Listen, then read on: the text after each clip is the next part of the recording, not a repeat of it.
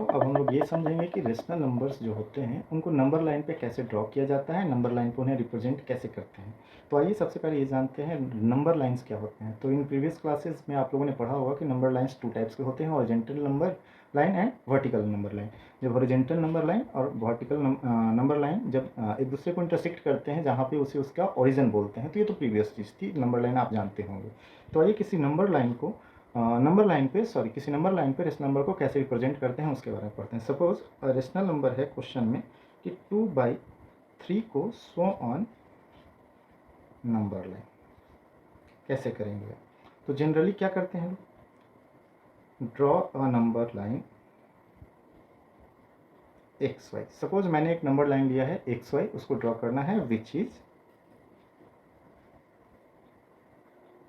Endless both side. Endless that means sir एक line जो हो सकता है दोनों साइड एक्सटेंड किया जा सकता है, that's why it is number line. यानी लाइन में कोई इंड पॉइंट नहीं होता है, इसलिए आप इस एक्स वाई को कभी भी बढ़ा सकते हैं दोनों साइड से, that is endless both side.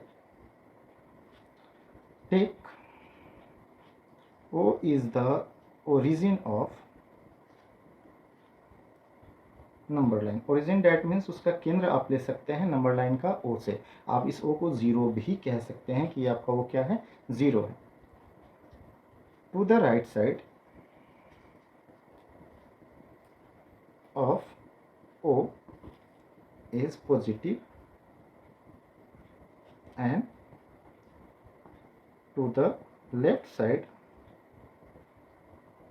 Of O is negative.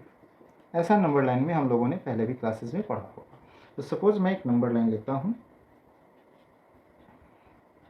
ये x और y है। सपोज ये है आपका x और ये है आपका y।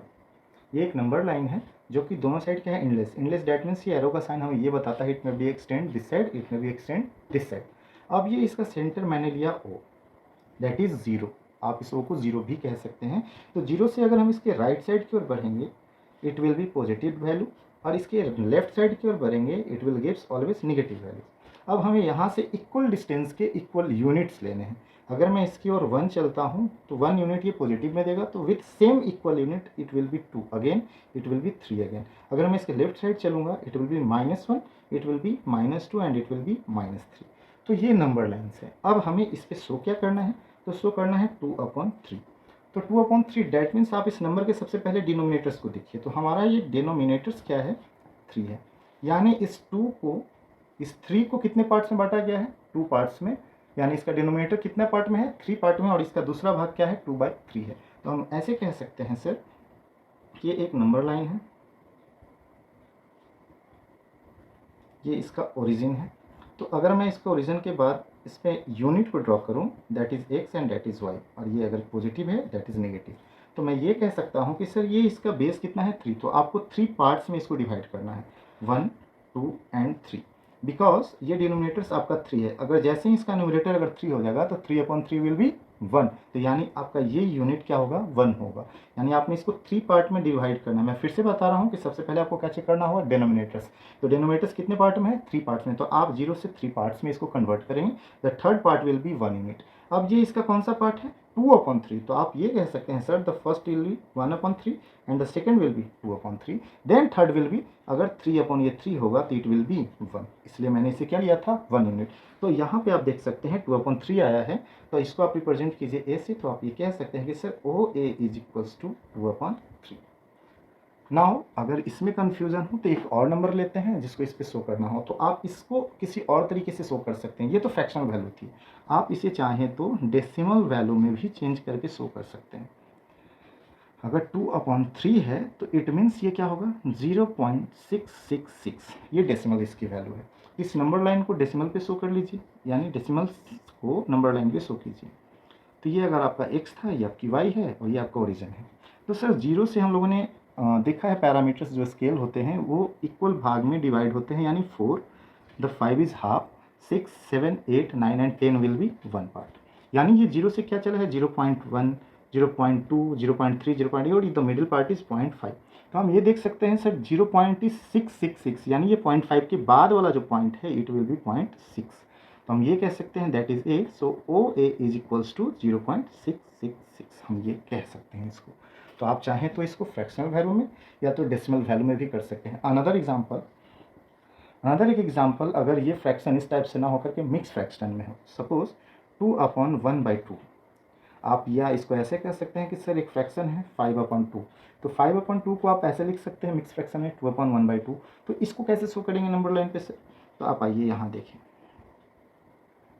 That is the origin, that is the X and that is the Y, that is the positive and that is the negative.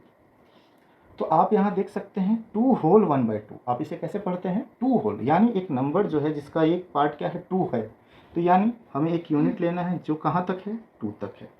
2 के बाद वो यूनिट क्या है? 1/2, यानी इसका डिनोमिनेटर कितना है? 2, तो यानी 2 के बाद आपको दूसरे पार्ट को बांटना है 2 भाग में। ये 2 भाग कहाँ चला जाएगा? 3 के पास, और ये 1/2 है, यानी इस 2 पार्ट को पहला पार्ट यानी 1/2 इसका कितना हो जाएगा? ये है इसका 1/2, यानी हाफ, 2 और 3 के बीच का, यानी हम ये कह सकते हैं कि OA इक्वल टू 2 होल 1/2। ऐसे हम इसको रिप्रेजेंट कर सकते हैं नंबर लाइन पे। अनदर एग्जाम्पल पे बात करते हैं, अगर ये 18/5 है तो आप इसको कैसे शो करेंगे? तो आप सबसे पहले इस नंबर को आप चाहें तो डेसिमल में भी ब्रेक कर डाउन कीजिए, अगर आप चाहें तो इसको मिक्स फ्रैक्शन में कीजिए, तो 3 5 3 15, 3/5। तो सबसे पहले आपके पास 3 होल है, यानी ये जो नंबर लाइन ड्रॉ होगा ये ओरिजिन से 3 यूनिट ये कंप्लीट होगा, 1 2 एंड 3 यूनिट। आफ्टर डेट आप देखेंगे कि ये प्रॉपर जो फ्रैक्शन है ये इसका डिनोमिनेटर 5 है, तो यानी 3 के बाद आप 5 यूनिट्स बनाएंगे, 1 2 3 4 and the 5 will be, the 5 part will be 4। तो ये अब जो पॉसिबल है जहाँ आएगा ये, तो 1/5, 2/5 and the third will B 3/5। इस थर्ड को आप ए से रिप्रेजेंट कीजिए, बी से आप ये कह सकते हैं सर कि OA is equals to 3 whole 3/5। I hope so आप ये समझ गए होंगे कि किसी भी रेशनल नंबर को नंबर लाइन पे कैसे शो किया जा सकता है। तो ये तो पॉजिटिव थी, तो आप सेम इसका अपोजिट निगेटिव वैल्यू में भी चेंज कर सकते हैं। आप इसके एग्जांपल के लिए मैं इसको एक और दिखा सकता हूँ निगेटिव वैल्यू। इसका रेशनल नंबर का रिप्रेजेंटेशन किसी नेगेटिव नंबर्स को देखेंगे कि उसको नंबर लाइन पे कैसे रिप्रेजेंट करते हैं। तो आइए चेक करते हैं। अगर एक नंबर लाइन है जिसका वैल्यू है -4/3, तो इसको कैसे शो करेंगे? तो आप देख सकते हैं सर, तो सबसे पहले आप फ्रैक्शनल वैल्यू में भी इसको चेंज कर सकते हैं या तो डेसिमल वैल्यू पे। तो सबसे पहले आते हैं फ्रैक्शनल वैल्यू में, तो एक नंबर लाइन ड्रॉ करेंगे जिसमें ये इसका ओरिजिन है, तो हमें कहाँ जाना है? नेगेटिव वैल्यू में। तो 1 unit -1, the same unit will be of same quantity और सेम डिस्टेंस का, ये -2 होगा, -3 होगा, -4 होगा। तो लेकिन ये -4 तो है नहीं, ये कितना है? -4/3। यानी अगर हम इसे चेक करें सर, तो यानी इसका डिनोमिनेटर्स कितना है? 3 है, यानी हमें 1 के बाद, यानी हम कह सकते हैं कि 3 से जब इसको डिवाइड करेंगे तो ये 1 पॉइंट समथिंग देगा। तो यानी ये 3/3 होता तो ये 1 यूनिट देता, लेकिन ये 3 से तो ज़्यादा है।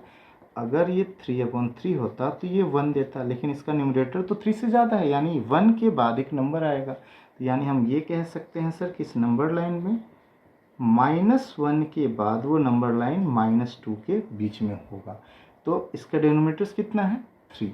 तो -1 के बाद 1 2 एंड 3 पार्ट में आप उसको डिवाइड कीजिए। तो 3 पार्ट में करने के बाद क्या होगा? तो 0 1, 0 के बाद ये -1 है यूनिट इसका, उसके बाद इसके 3 पार्ट। ये -1 कब हो जाता? जब इसका न्यूमरेटर 3/3 होता, तब ये -1 होता। लेकिन ये क्या है? 4/3, तो 3, ये 3/3 था और ये क्या हो जाएगा? 4/3, यानी -4/3। जैसे ये 5/3 होता, ये 6/3 होता, तो सर ये -2 को रिप्रेजेंट कर देता। अनदर एग्जाम्पल इस पर ऐसे लिया जा सकता है कि सर -10/8 है, इसको कैसे किया जा सकता है? या कोई एक नंबर है सर कि -2/3 कैसे शो करेंगे? तो आइए इसको करते हैं -2/3 को। तो -2/3 को यहाँ पे आप देखिएगा कि सर अब ये क्या है? ऊपर उसका न्यूमरेटर 3 से कम है, यानी अगर 3 से कम है तो यानी 1 तो है नहीं, ये 1 से क्या है? कम है। तो अगर ये इसका 0 है तो इसका 1 यूनिट यहाँ होगा -1। तो ये तो 1 से कम है, यानी हम इसके डिनोमिनेटर को 0 और 1 के बीच में ये नंबर होगा, क्योंकि ये सर 3/3 होता तब ये 1 देता, लेकिन ये तो 3 से कम है, यानी 0 और 1 के बीच होगा। तो इसके डिनोमिनेटर कितना है? तो डिनोमिनेटर है सर इसका 3, तो इसको 3 पार्ट में डिवाइड करेंगे। 1 2 एंड थर्ड विल बी -1। तो ये हो गया 0, तो ये था आपका 1/3, ये -2/3 ये होगा। तो आप इसका नाम ए दे करके OA = -2/3 कह सकते हैं। तो इस तरीके से नेगेटिव वैल्यू को भी शो किया जा सकता है। तो ये तो फ्रैक्शनल थी। आइए इसको डेसिमल में भी करके देख लेते हैं।